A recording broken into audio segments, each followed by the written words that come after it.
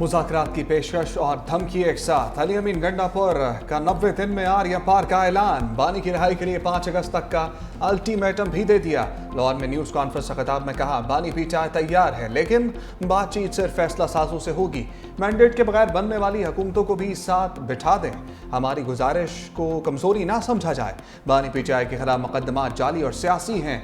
कानून सबके लिए बराबर होना चाहिए। हमने कोई गलती की है तो उसकी सजा के लिए तैयार है। रियासती इदारे हुकूमतें बनाने, चलाने, गिराने में किरदार अदा कर रहे हैं। 26वीं तरमीम के बाद अदलिया को भी हथकड़ी लगा दी गई। कोई ये नहीं कह सकता कि मैं जवाबदेह नहीं हूं। आपको जवाबदेह होना पड़ेगा।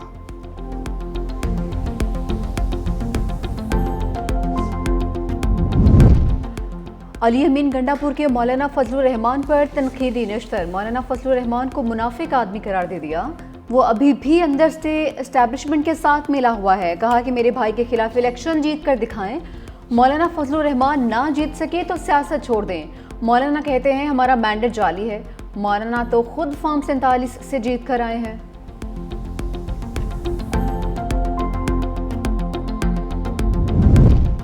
एस्टैब्लिशमेंट किसी सियासी अमल में नहीं आना चाहती। पीटीआई को मुज़ाकरात करने हैं तो स्पीकर की मेज पर लौटना होगा। वज़ीर मुमलिकत बराए दाखिला तलाल चौधरी की फैसलाबाद में प्रेस कॉन्फ्रेंस। कहा, पीटीआई वाले दिन में बड़के मारते हैं और शाम में पिछले दरवाजों से मिन्नतें करते हैं। किसी से एनआरओ पर बात नहीं हो सकती। सियासी जमातों को इख्तलाफात बलाए ताक रख कर मुत्तहिद होकर सिक्योरिटी फोर्सेस के शाना बशाना होना चाहिए। बोले, भारतीय प्रॉक्सीज बलोचिस्तान में पंजाबियों के खिलाफ बयानियां बना रहे हैं। कहा, योब में मरने वाले पंजाबी नहीं पाकिस्तानी हैं। मुज़ाकरात तो जमहूरी क़ुव्वतों से ही करने पड़ेंगे। अडियाला जेल में बैठा शख्स बचाओ बचाओ की तहरीक चला रहा है। वज़ीर इत्तेहाद पंजाब असमा बुखारी की न्यूज़ कॉन्फ्रेंस। कहा कि अली अमीन गंडापुर मुज़ाकरात की बात भी उनसे कर रहे हैं जिनको बैरकों में वापस जाने का कह रहे हैं। बानी पीटीआई का आर्मी चीफ को ख़त लिखना एनआरओ मांगने के सिवा कुछ नहीं। अगर अली अमीन गंडापुर क्लाशनकोव बंदूकें लेकर आएंगे तो इसकी इजाज़त नहीं दी जाएगी। अली अमीन गंडापुर एहतजाज की कॉल के बाद अपनी हुकूमत के लिए मोहलत मांग रहे हैं।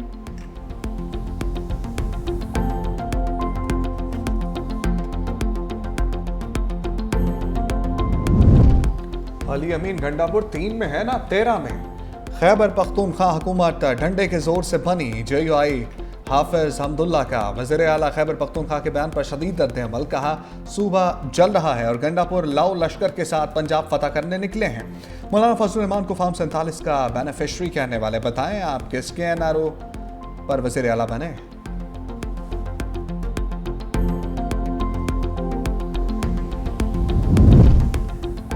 पंजाब से पीटीआई की गंदगी का खात्मा किया। पंजाब जिस स्पीड से तरक्की कर रहा है, अगले 4 साल में पंजाब हर चीज़ में लीड करता हुआ नजर आएगा। स्पीकर कौमी असम्बली अयाज सादी का लखोडेरो में खिताब।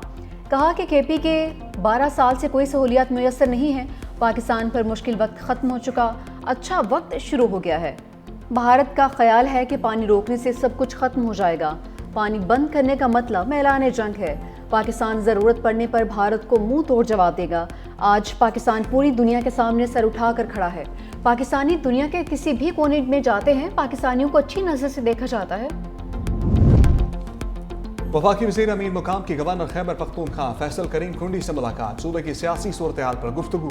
अपोजिशन जमातों और अरकान असम्बली से होने वाले राब्तों पर भी तबादला ख्याल। पेशावर में मीडिया से गुफ्तगू करते हुए गवर्नर फैसल करीम कुंडी ने कहा, बानी पीटीआई के बेटों ने कानून हाथ में लिया तो गिरफ्तारी होगी। तहरीक चलाना सबका हक है, लेकिन एहतजाज आइन और कानून के दायरे में होना चाहिए।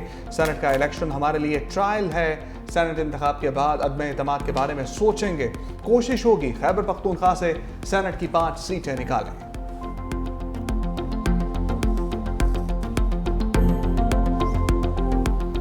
हमारी जो मीटिंग्स हैं वो जारी हैं। अभी हमारा किसी नुक्ते पे ना कोई इस तरह का इत्तेफाक हुआ है। स्पीकर साहब खुद बैठे हैं, हमारे अपने अपने स्टेक हैं, 2 सियासी पार्टीज हैं। उसमें आप देखें कि इंशाल्लाह दुआ करें कि अल्लाह करे कोई अच्छा नतीजा निकल आए। ओपोजिशन के 26 अरकान की मअतली का मामला हल नहीं हो सका। हुकूमत और ओपोजिशन में मुज़ाकरात का दूसरा दौर बेनतीजा ख़त्म। ओपोजिशन अरकान अचानक मुज़ाकरात के लिए असम्बली पहुंचे। मुज़ाकराती कमेटी में राना शहबाज, मोइन कुरैशी, अली इम्तियाज़, वड़ाइच, एजाज शफी शामिल। ओपोजिशन लीडर मलिक अहमद खान भच्चर ने कहा कि हुकूमती वक्त से दोबारा मीटिंग होगी।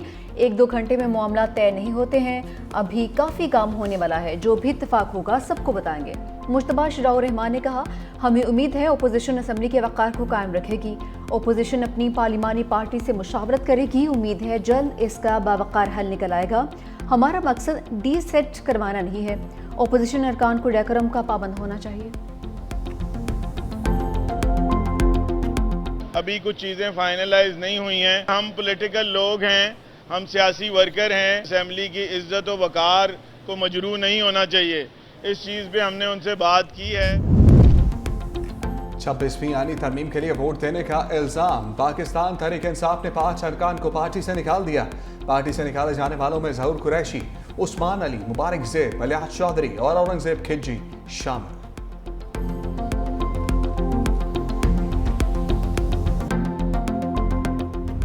वज़ीर ख़ारजा इसाक डार 3 रोज़ा दौरे पर कल चीन जाएंगे। SCO वज़ीर ख़ारजा के कौंसल इजलास में शिरकत करेंगे। इजलास 14 से 16 जुलाई तक होगा। तर्जमान दफ्तर ख़ारजा के मुताबिक इजलास में आलमी मसाइल समेत ख़ारजा और सिक्योरिटी पॉलिसियों पर बात होगी।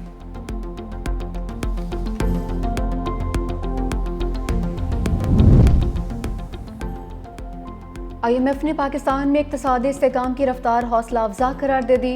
SDPI में माली और ज़री पॉलिसी आलमी इदारों के किरदार बारे मुकालमे में पाकिस्तान में IMF नुमाइंदा माहिर बैंकी का इजहार ख्याल। कहा कि पाकिस्तान ने EFF प्रोग्राम के तहत मजबूत कारकर्दगी दिखाई है। साख्ती इस्लाहात मशद की तवील मुद्दती पायदारी के लिए नागुज़ीर है। मई 2025 का पहला जायजा कामयाबी से मुकम्मल होना एक अहम संग मील था।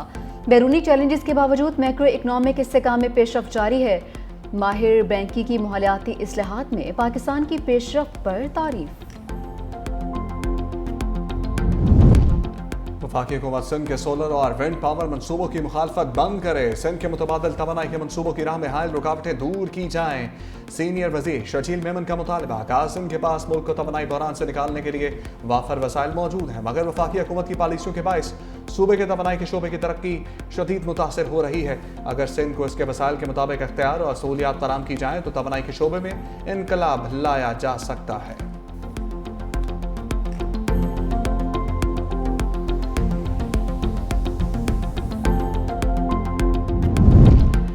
वफाकी हुकूमत का FC को मुल्क गिर फेडरल फोर्स में तब्दील करने का फैसला। 4 सूबों इस्लामाबाद, आज़ाद कश्मीर, गिलगित बल्तिस्तान में काम करने का इख्तियार दिया जाएगा।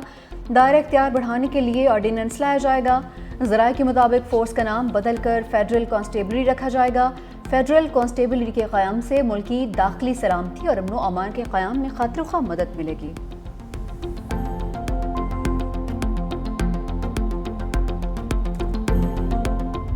बलोचिस्तान अब दुश्मनों के निशाने पर। भारतीय स्पॉन्सर्ड दहशतगर्दों के हमले में तेजी। 6 माह के दौरान दहशतगर्दी के 500 से ज्यादा वाक़यात, 133 एहलकारों समेत 257 अफराद जान भाग, 238 एहलकारों समेत 492 अफराद जख्मी हुए। मुख्तलिफ हमलों में 52 गैर मुकामी अफराद भी जान से गए। महकमा दाखिला की रिपोर्ट के मुताबिक टारगेट किलिंग में 100% इजाफा हो गया।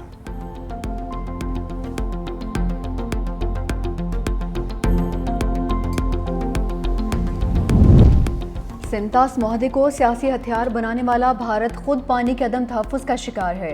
मोदी की जारहाना आबी पॉलिसी ने चीन को दरियाओं पर यकतरफा इक़दाम का जवाब फराहम कर दिया। मरूफ भारतीय दिफाई तज्ज़ियाकार उत्तम सिन्हा की टाइम्स ऑफ इंडिया में पाकिस्तान के मौक़िफ़ की तायीद। वज़ीर आला आसाम हेमंता शर्मा के मुताबिक भारत का असल आबी तनाज़ा पाकिस्तान नहीं बल्कि चीन के साथ है। अरुणाचल प्रदेश के वज़ीर आला ने चीन के 60 गीगावाट मेगा डैम मंसूबे को शिमाल मशरक़ी भारत के लिए तबाहकुन करार दे दिया। टाइम्स ऑफ इंडिया ने इंकशाफ किया, चीन 1997 के वाटर कोर्सेज कन्वेंशन में शामिल नहीं। ब्रह्मपुत्रा पर कोई मुआहदा मौजूद नहीं है। बरतानिया में गर्मी की शिद्दत बरकरार। साल की तीसरी हीट वेव से शहरियों का बुरा हाल। मिडलैंड्स, जनूब और मशरक़ी इंग्लैंड के अम्बर हेल्थ अलर्ट जारी। इंग्लैंड और वेल्स में दर्जा हरारत 33 डिग्री सेंटीग्रेड रिकॉर्ड। शिमाली आइलैंड में दर्जा हरारत 30 डिग्री सेंटीग्रेड रिकॉर्ड।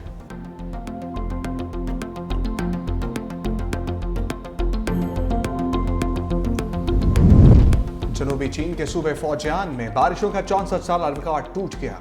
नशेली इलाकों में सैलाबी सूरत हाल पैदा हो गई।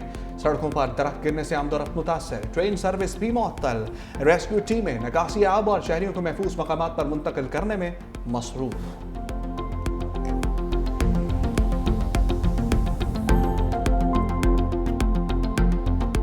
अमेरिका की जानिब से इसराइल को तस्लीम करने का कोई दबाव नहीं। अमेरिका में पाकिस्तानी सफ़ीर रिजवान सईद शेख का डल्लास में तकरीब से खिताब। कहा, इसराइल से मुतालिक हमारी पॉलिसी कायदे आज़म के नज़रियात के मुताबिक है। पाक अमेरिका ताल्लुकात बेहतरी की जानिब गामसन है। क्रिप्टो करेंसी में सरमायाकारी के लिए पाकिस्तान के पास बिजली वाफर है।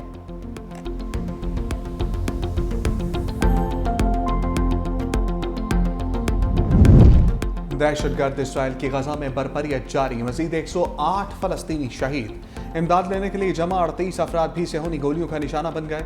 गजा जंग बंदी मुज़ाकरात में पेशरफ्त रुक गई। हमास ने इसराइली फौज की वापसी का मुतालबा कर दिया। गजा में इमदाद की तकसीम और जंग के खात्मे की ज़मानतों पर इख्तलाफात।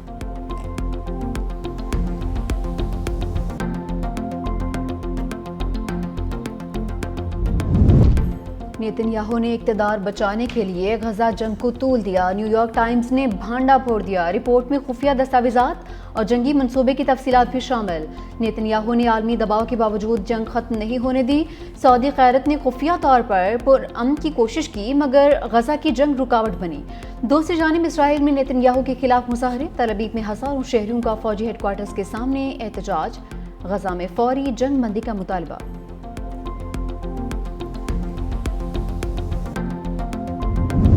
बरतानवी अरकान पार्लियामेंट का वज़ीर ख़ारजा को ख़त, फ़लस्तीनी रियासत को तस्लीम करने का मुतालबा।